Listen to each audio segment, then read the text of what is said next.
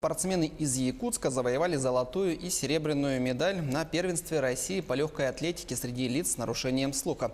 Соревнования проходили в городе Смоленске. Туда приехали более 150 спортсменов из 29 субъектов России. Татьяна Бурым выступила на дистанции 3000 метров с препятствиями и стала золотой медалисткой.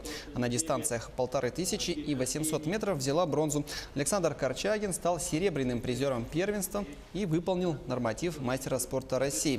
Таким образом, став первым мастером спорта в этом виде среди лиц с нарушением слуха. По итогам состязаний якутяне вошли в состав сборной России для участия на европейском первенстве.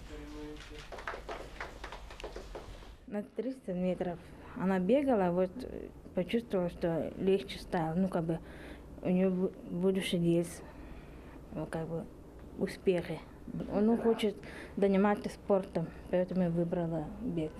Хочу много успехов взять и всем будущим глухими людьми показать, чтобы надо заниматься, бегать.